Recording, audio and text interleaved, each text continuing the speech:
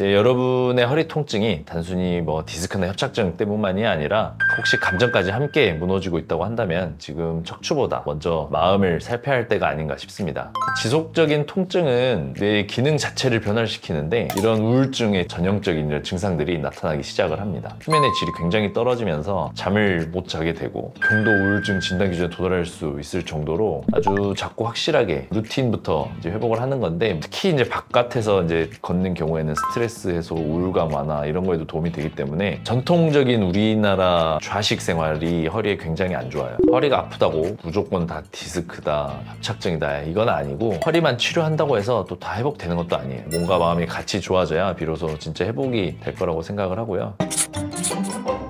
혹시 요즘 이런 말 자주 하시진 않나요? 그냥 피곤해서 그래요. 아무것도 하고 싶지 않아요. 아, 제가 왜 이런지도 모르겠어요. 이런 말들은 이제 단순한 피곤함의 표시가 아니고 척추 통증이 길어지면서 마음까지 지쳐버린 상태에서 나오는 신호일 수도 있습니다. 특히 허리 통증이 오래 지속되면 우리는 통증만 느끼는 게 아니라 삶 자체가 굉장히 무거워지는 그런 감정까지 함께 겪게 되는데, 무기력하고 사람도 만나기 싫고 또 예전처럼 웃기도 어렵고, 그래서 오늘 영상에서는 단순히 허리를 어떻게 치료할까가 아니라 또 몸과 마음을 함께 회복시키는 방법을 알려드리도록 하겠습니다. 오늘 영상에서 알려드릴 3가지 핵심 내용은 왜 허리 통증이 우울감으로 이어지는지, 이런 말투가 반복된다면 절대 넘기면 안 되는 이유, 집에서 할 수 있는 회복 방법에 대해서 말씀을 드릴 텐데요. 이제 여러분의 허리 통증이 단순히 뭐 디스크나 협착증 때문만이 아니라 혹시 감정까지 함께 무너지고 있다고 한다면 지금 척추보다 먼저 마음을 살펴야 할 때가 아닌가 싶습니다. 그럼 하나씩 짚어보도록 하겠습니다. 첫 번째, 척추 통증이 왜 우울증으로 이어지는지 그거에 대해서 알려드릴게요. 장시간 지속되는 허리 통증은 단순한 신체 문제를 넘어서 또 정신 건강에까지 깊은 영향을 미치는 복합적 증상으로 작용하는데, 신경학적 변화, 또 생활 리듬의 붕괴, 심리적으로 이렇게 고립되는 큰 3가지 경로가 복합해서 작동을 하게 돼요. 지속적인 통증은 뇌의 기능 자체를 변화시키는데 급성에서 만성으로 넘어가는 기준은 보통 한 3개월 정도 보는데, 허리 통증이 이렇게 몇 주, 몇 달, 몇 년씩 이게 지속되는 경우에는 뇌는 이게 고통에 익숙해진다기보다 점점 소진하는 상태로 들어가게 돼요. 특히 뇌의 감정 조절과 판단을 담당하는 부위, 편도체, 전두엽, 해마 뭐 이런 부위들이 있는데, 이제 이런 부위들이 이제 신경 활동도 약화되고 또 통증에 대한 여러 가지 반응을 같이 받아들이면서 일상의 감정 처리 능력도 떨어지게 됩니다. 이러한 결과로 여러 가지 이제 분비 물질들, 뭐 보통 이제 의욕을 관장하고 하는 도파민이나 아니면 또 기분 안정감에 도움을 주는 이제 세로토닌이나 수면과 관계도 있죠. 이런 신경 전달 물질들의 분배가 이제 비정상적이게 되고 결국에는 또 의욕 상실, 무기력, 불안, 짜증, 슬픔, 이런 우울증의 전형적인 증상들이 나타나기 시작을 합니다. 네, 그리고 두 번째로 통증, 잠자는 데 영향을 받기 때문에 수면장애, 또 이어서 기분장애로 이어지는 이런 흐름의 연장선이 되게 되는데, 허리 통증은 또 밤에 심해지는 경우가 많고, 누우면 또 신경도 눌리고 자세를 바꿔도 통증이 있고, 이렇게 누워도 아프고 저렇게 누워도 아프고, 이러다가 결국에는 수면의 질이 굉장히 떨어지면서 잠을 못 자게 되고, 인간이 피로를 회복시키는데 잠을 자야 뇌도 회복을 하고 신체도 회복을 하고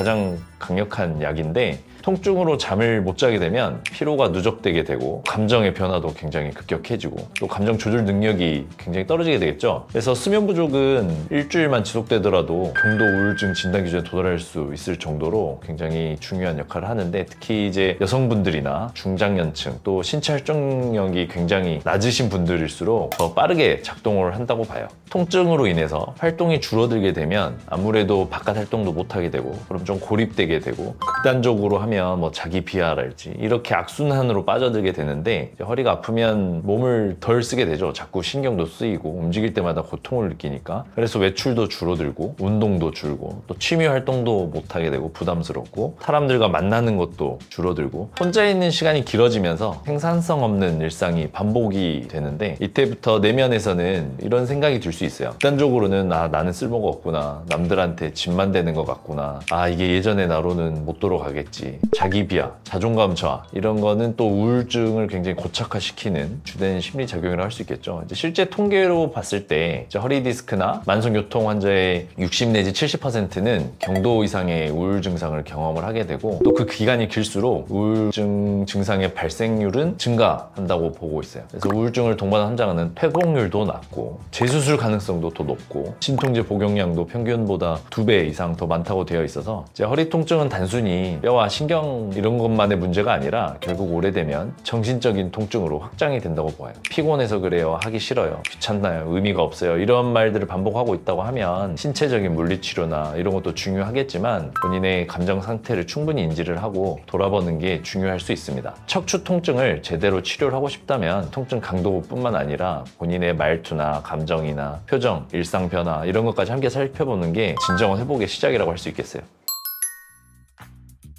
허리 통증이 있으신 분들이 흔히 무심코 내뱉는 말 중에 굉장히 위험한 말들이 몇 마디가 있는데 예를 들어보면 그냥 피곤해서 그런 거야, 뭐든 하기 싫어 이렇게 되는데 이게 무기력증이 느껴지고 나 하나 없어져도 아무도 모르겠다 이런 식으로까지 생각을 한다면 그냥 쉽게 넘어갈 문제는 아니고요. 감정이 앞서고 또 생각이 따라오지 못하면서 이제 정신적인 탈진 상태라고 볼 수가 있는데 가끔이 아니고 자주 반복이 된다고 하면 허리보다 오히려 마음을 먼저 살펴야 할 때라고 할 수 있어요. 우울증은 되게 이런 말투 변화가 먼저 시작되는 건데 본인의 감정을 굉장히 돌려 말하는 거죠. 피곤해서 그래요 이렇게 말할 수 있기 때문에 이럴 때일수록 통증과 더불어서 감정도 반드시 이제 치료를 하는 게 도움이 되겠고 허리가 아픈 건 몸의 경고고 하지만 이 말들이 반복되면 마음의 경고일수라고 할 수 있어요. 먼저 필요한 거는 솔직하게 나 좀 힘들고 이렇다 이렇게 말할 수 있는 거랑 또 그런 말을 들어줄 수 있는 사람이 이제 중요하다고 할 수 있겠어요.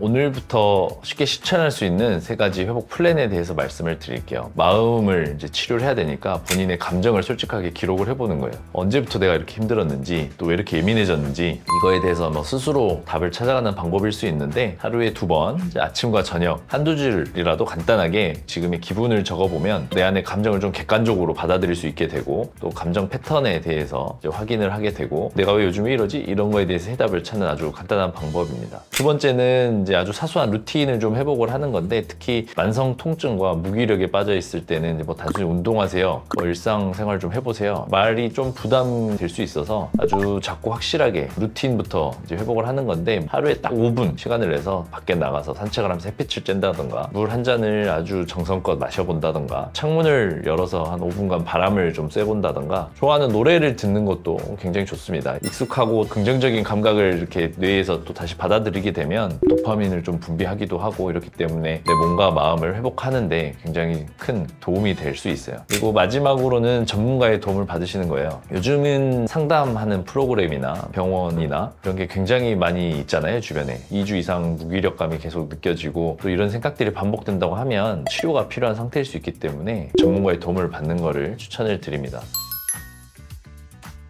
척추 통증을 줄이는 몇 가지 방법을 말씀을 드리면 보통 바닥에 이렇게 누워서 쉬게 되는데 무릎 아래에 얕은 베개 같은 거를 놓고 누우면 허리에 가해지는 부담이 굉장히 줄어듭니다. 바닥에 똑바로 누운 다음에 무릎 아래에 베개나 쿠션 같은 걸 해서 다리가 약간 세워지게 굽힌 상태로 유지를 하면 척추 하부에서 디스크 압력을 굉장히 감소시키고 분산시켜서 통증을 줄일 수 있어요. 쿠션이 너무 두꺼우면 이제 골반이 들리니까 살짝 다리 세우는 정도 높이 되게 이제 하게 되면 허리가 많이 안 좋으신 분들 같은 경우는 이제 디스크가 섬유막이 이렇게 쌓여 있는데 섬유륜이 찢어진 부위가 아물면서 생기는 통증이라서 한 10분, 15분 정도 하면 좀 도움이 됩니다. 긴장된 이제 척추 근육을 풀어주는 가장 기본적인 스트레칭이 있는데 다들 아실 거예요. 이제 고양이 소 자세라고 하는데 테이블 자세에서 숨을 들이마시면서 허리를 아래로 또 내쉬면서 척추를 천천히 위로 이제 말아 올려서 등을 동그랗게 만들어주는 자세인데 척추 유연성을 회복하고 요추 주변의 근육을 이완시키고 더불어서 혈액순환을 증가하는 데 도움이 되고요. 하루에 1, 2회 정도 10번에서 15번 정도 반복을 하면 큰 도움이 됩니다. 이제 허리 부담이 없는 가장 안전하고 기본적인 통증 해소 유산소 운동이 이제 걷기가 있어요. 걷기는 실내 또는 실외에서 하체에 힘을 줘서 걷는데 산책 가고 슈퍼마켓 가듯이 걸으면 큰 도움이 안 되고요. 아랫배와 엉덩이에 힘을 살짝 주고 약간 긴장한 상태에서 걸으셔야지 이게 도움이 돼요. 그러면 척추 주변의 근육이 강화가 되고 관절의 유연성을 회복시키는 데 도움이 되고 특히 특히 이제 바깥에서 이제 걷는 경우에는 스트레스 해소, 우울감 완화 이런 거에도 도움이 되기 때문에 바른 자세로 걸으면 뭐 장시간 걷기는 좀 힘들 수 있고요. 되게 15분에서 30분 하루 한두 번 정도 권장을 하는데 뭐 협착증이 심하거나 또 디스크가 심하거나 그런 분들은 통증 때문에 좀 걷기 힘들 수 있어요. 그래서 통증이 없는 범위 내에서 이제 그렇게 걷는 걸 추천을 드리고, 이제 여기서 중요한 거는 아랫배에 살짝 힘을 주는, 긴장을 느끼면서 걷는 게 중요합니다. 그래야 척추 지지력이 올라갈 수 있어요.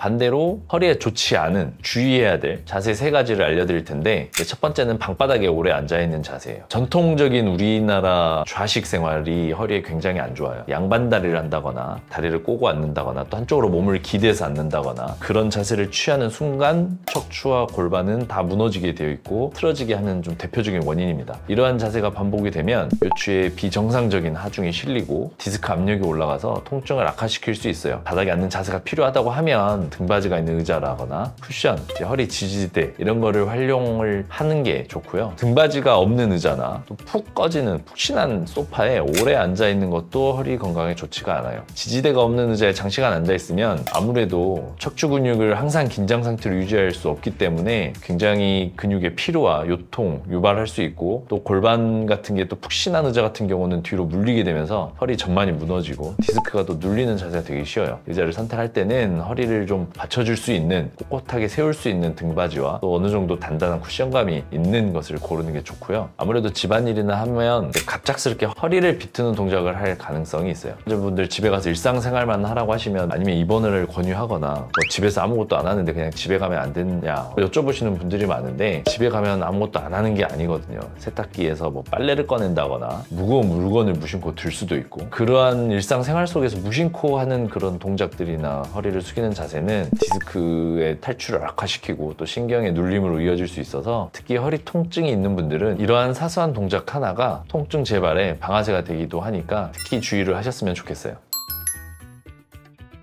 그래서 결론을 말씀드리면, 허리가 아프다고 무조건 다 디스크다, 협착증이다 이건 아니고, 허리만 치료한다고 해서 또 다 회복되는 것도 아니에요. 반복되는 안 좋은 말투나 무기력함, 감정 변화 이런 거는 또 마음이 아프다는 신호일 수 있고, 허리보다 먼저 마음이 아파서 나는 신호일 수 있어요. 또 척추 통증은 몸이 보내는 또 마지막 경고일 수 있기 때문에 감정, 삶의 리듬, 자존감 이런 것도 챙겨가면서 몸과 마음이 같이 좋아져야 비로소 진짜 회복이 될 거라고 생각을 하고요. 주변에 허리 통증 으로 고생하시는 부모님이나 지인분들에게 이 영상 꼭 공유해 주시고, 또 다음에 더 좋은 영상으로 찾아뵙겠습니다. 구독과 좋아요, 알림 설정 눌러주시면 감사하겠습니다. 감사합니다.